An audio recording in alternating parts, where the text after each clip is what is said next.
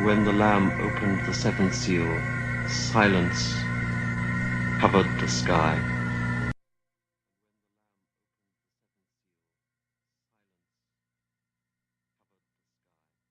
And when the Lamb opened the seventh seal, silence covered the sky. That the Bible 1962.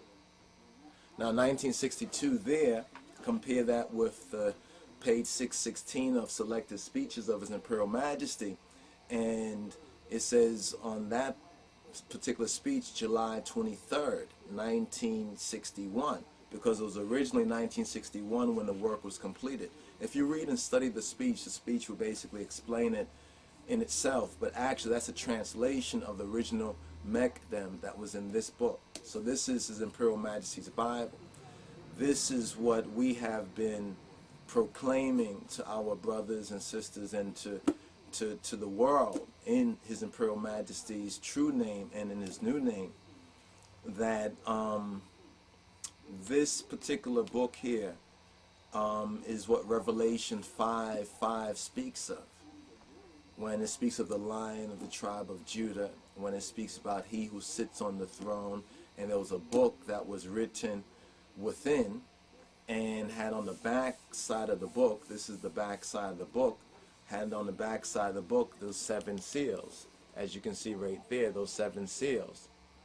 When you study the word seal, it's very interesting, because when you study the word seal in the etymology of Ethiopic, you will find that the word seal in the etymology also means to stamp, to print. So the word seal means as well to stamp something and to print it. So the interpretation, or the true interpretation of Revelation, especially 5:5, has to be understood from Ethiopically. In other words, Ethiopically, in other words, seeing it through an Ethiopian spectacle, therefore understanding the translation, what the words actually mean, because English does not really convey that. When you see 7 seals, the first thing you think of in seals is something to close something up, but it says He loosed the 7 seals. He didn't seal it up to close it. It was already sealed. What does it mean by seal?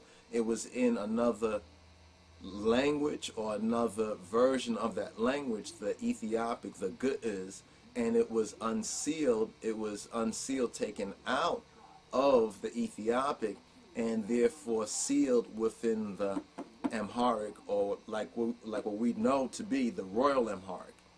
It was sealed or unsealed into the Royal Amharic, or the Lisana Negusha Nagesh, the language or the tongue of the King of Kings. So that's one thing we would like to make clear to the brothers and sisters. And now here's the main point in response, or adding on to the truth of what our brother from Island Mystic Films sought to communicate about the Our Father prayer. When we turn His Imperial Majesty's Bible to chapter Matthew, the book of Matthew in the New Testament, Mateos Wengel, and when we go to chapter 6, or Mi'eraf Sidis, Kutir, from verse Zetang, which is verse 9, it says this.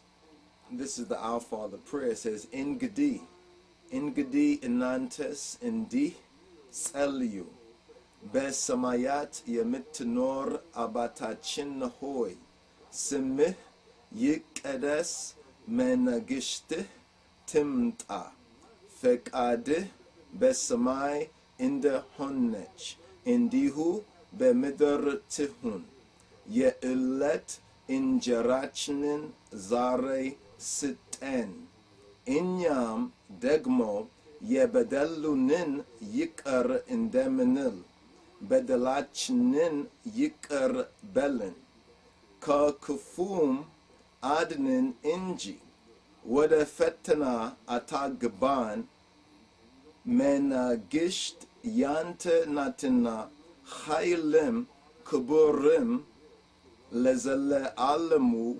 Amen. Now, our brother was referring to a version of this particular prayer that we did have some hand in translating and transliterating more and distributing to our Rastafari brothers and sisters.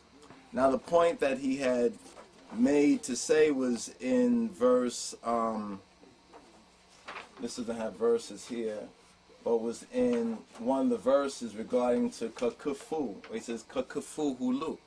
And we'd like to point out that this prayer, which has been released by originally by the Ethiopian Orthodox Church, and it's the same prayer that the Ethiopian Orthodox Church gives to its new members and teaches to its members and users, does not agree with the Metzhaf Kedus.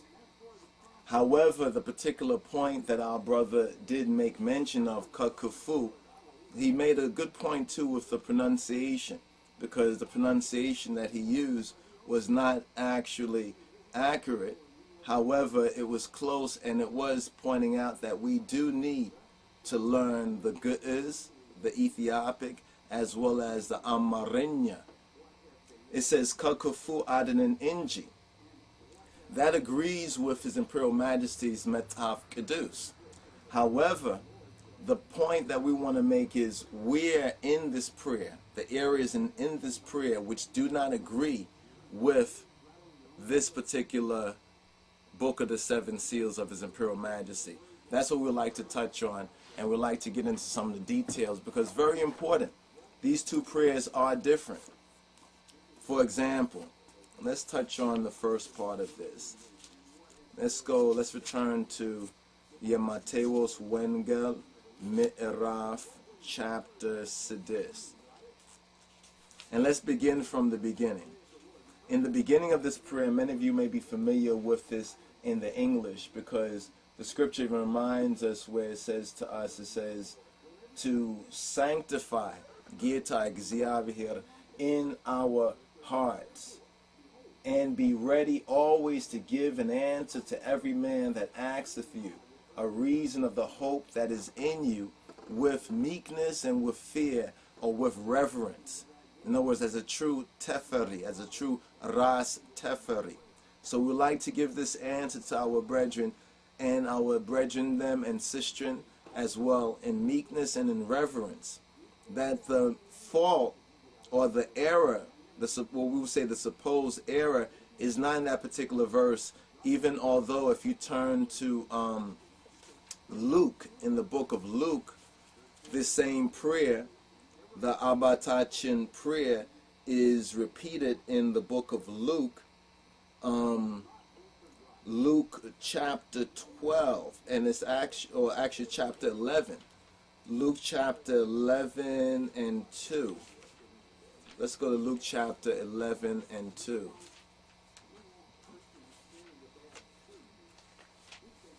Luke 11 and 2, because the two prayers are similar. However, 11 and 2. Here it reads from verse 2, says, Bamarinya. It says, Alat Chowim, and he said to them, Alat Chowim, Sitas Eliyu, Indi Bellu.